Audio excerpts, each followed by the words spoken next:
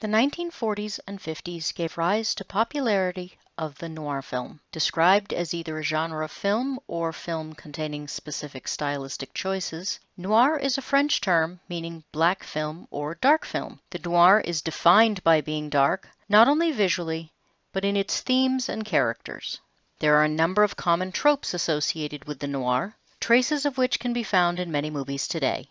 Some of the more recognized themes revolve around the characters of the hardened private eye and the mysterious blonde. However, many movies, like DOA, are defined as noir without containing these exact characters. So let's look at these themes more closely to define what makes a true noir movie.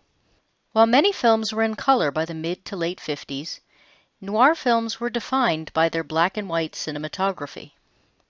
While we call all older movies black and white, they were more often subtle shades of gray, which softened scenes in other genres. Many of the famous stills from Casablanca have these softened visuals, and although the movie overall has noir traits of its own, this sets it apart from the visuals in something like DOA, where harsh contrasts help to set the tone of the movie. Look at the difference in the very first shot we get between the two movies. DOA, from this first glimpse, has harder edges, while Casablanca gives us a flowery script. DOA quickly moves to the hallway tracking shot, where a shadowy figure marches alone down a hallway.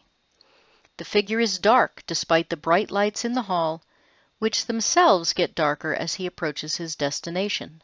DOA is accompanied by firm, purposeful marching music, while Casablanca gives us expositional background, focusing first on the place rather than the characters. In later movies and TV that draw from noir, called Neo-Noir, black and white becomes more a use of light and shadow.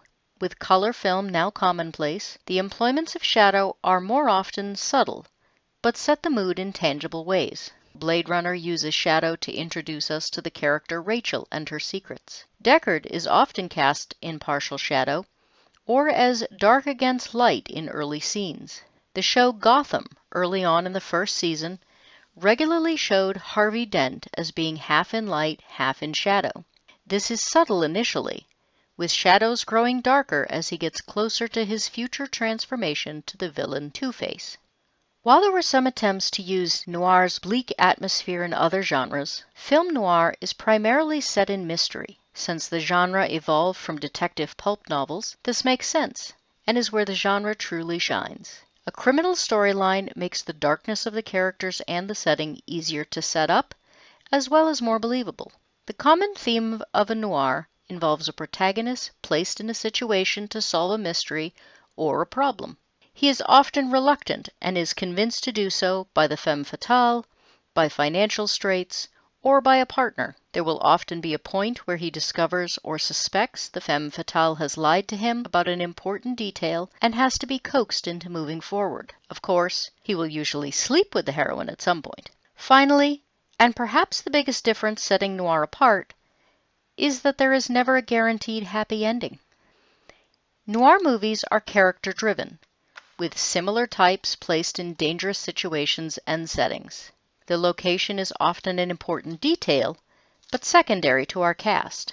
Film noir does not specifically require the protagonist be a detective, but that they be some type of cynical, hardened, and often self-absorbed protagonist. The noir character is morally ambiguous, struggles to do the right thing, and is frequently not even very likable. They may drink, cheat on their wife, hit women, take bribes, or other decisively unheroic type behaviors. They may be involved in a crime in some way. In The Maltese Falcon, Bogart plays the stereotypical detective. The Killing stars a career criminal trying to go straight. In DOA, our protagonist is a victim of crime looking for justice. The mysterious woman in noir may appear a damsel in distress type at first glance. However, these characters were made to be more complex and more self-actualizing than many of these early heroines. These are women who knew what they want and aren't afraid to go for it. While more upbeat movies might portray women as unwitting victims, either to the antagonist or simply to life's whims, the femme fatale uses any means at her disposal to solve her problems. This often involves sexuality and manipulation of the protagonist. These bad girl characters are often as flawed as the protagonist and may elicit some measure of sympathy, such as in the 1944 movies Laura or The Woman in the Window. She may also act as an antagonist herself, as in The Maltese Falcon or 1947's Out of the Past. The psychopath is the final pivotal character in the noir genre. While the protagonist may be morally ambiguous and unlikable in many ways, the antagonist is so unabashedly evil as to force the audience to root against them. Bruno from Strangers on a Train plots a murder and then stalks the protagonist Guy when Guy fails to go along with his plan. While Guy is morally gray, Bruno's unabashed willingness to murder makes Guy more sympathetic. The extent of this psychopath role varies between movies. In Touch of Evil, Hank Quinlan is an alcoholic, racist police captain who plants evidence in order to gain convictions in cases. However, he believes he's doing the right thing, and in the end, the victim he tries to frame for a bombing turns out to actually be the culprit. In a far more extreme case, the antagonist from the 1944 movie Gaslight is Gregory Anton. Anton spends the movie working a long-term con to decay the sanity of his wife Paula so he can institutionalize her.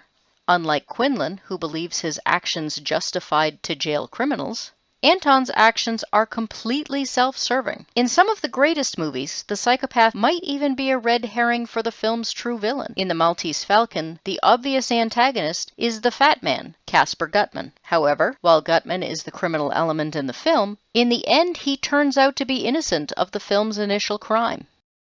Noir settings usually suggest the consequences of failing moralities in a society, whether it be greed, sex, or overindulgence. These backgrounds are often as ethically inadequate as their characters. They are frequently set in crime-ridden cities where drinking, fighting, or corruption are ignored. Police are frequently on the take, and the protagonist's bitter cynicism may be a result of this background. The femme fatale may be manipulative or promiscuous because she cannot survive any other way. The psychopath may be a respected, charismatic member of the society, even if they are a known criminal. Victims and/or protagonists are more easily roped into dubious schemes because immoral behaviors are normalized. The background sets the stage for the characters, but is secondary to them. The name or reputation of the place may be heavily leaned on as an explanation for behaviors, rather like the saying, "What happens in Vegas stays in Vegas." This helps to set the pessimistic, bleak mood to explain the characters' behaviors. Touch of Evil, made in 1958 by Orson Welles, is considered to have been the final classic noir movie. While future movies in many genres would contain some of the dark tones or visuals of the genre, few stuck faithfully to the depressing, gritty feel of a true noir film or carried through the tropes of characters, setting, or storyline.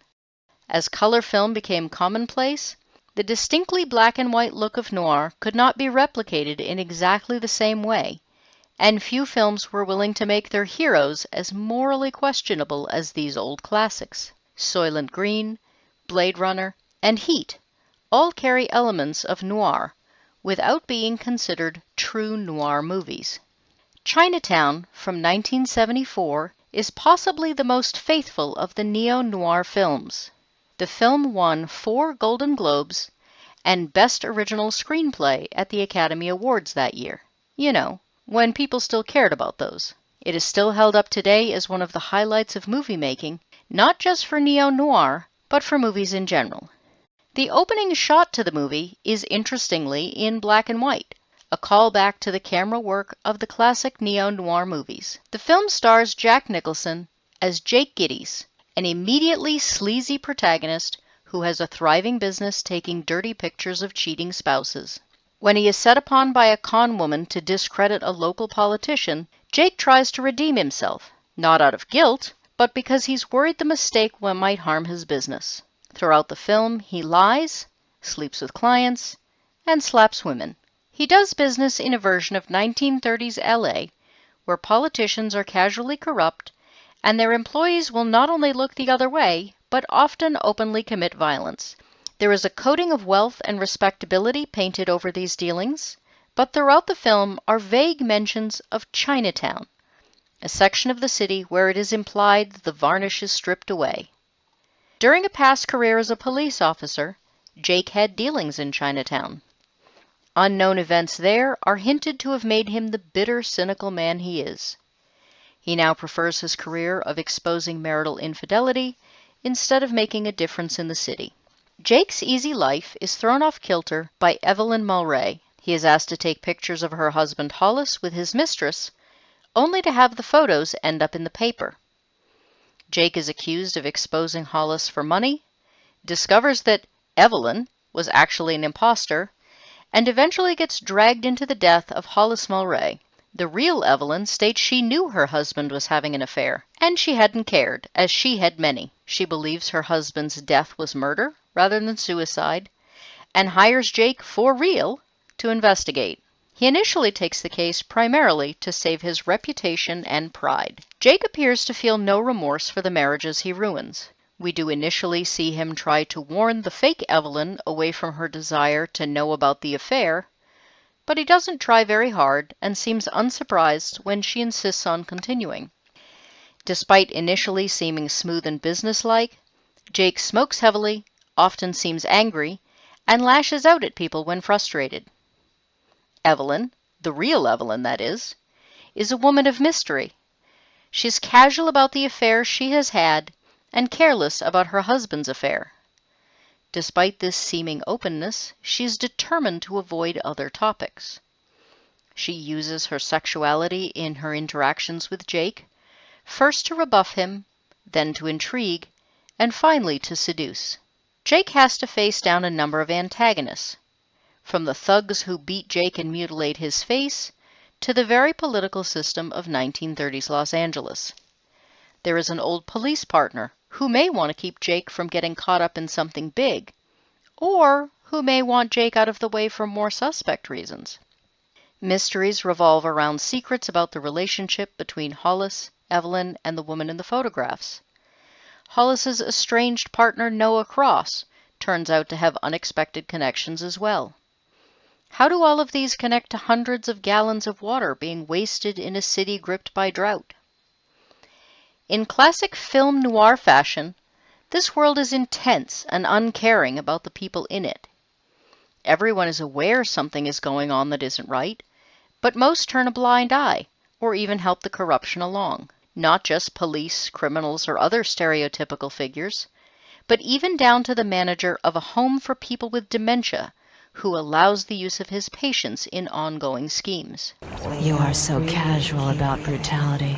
It's almost impossible throughout much of the movie to untangle the world building from the characters. The characters are the world, and while the scenery should certainly be appreciated, it would mean little without the emotions the actors bring to it. If, for instance, the drought in Orange County were given to us entirely as news position, or as a scroll across the screen at the beginning of the movie, it wouldn't mean half what it does when we see Jake's shock or Cross's laughing ambivalence at their plight. I recently had the opportunity to see Chinatown on the big screen at a Regal special event. I have always enjoyed it on the small screen, but seeing it with other people, though, many of whom were seeing it for the first time, was epic. The theater wasn't crowded by any means, but there were gasps, curses, and choking sounds from every seat. The sheer intensity in the room at the end of the movie was palpable. When was the last time you went to a movie that drew emotions from a crowd with that intensity? Interestingly, despite having seen Chinatown several times, it was several days after this showing when it finally dawned on me. What makes the ending of the movie so powerful is, there is no ending. Most of us like a happy ending, but even sad endings usually leave us with a feeling of closure. The movie is done. The story is over. Not so with Chinatown. We leave having no idea what the final outcome is. What happens to Orange Grove? Do the investigations continue?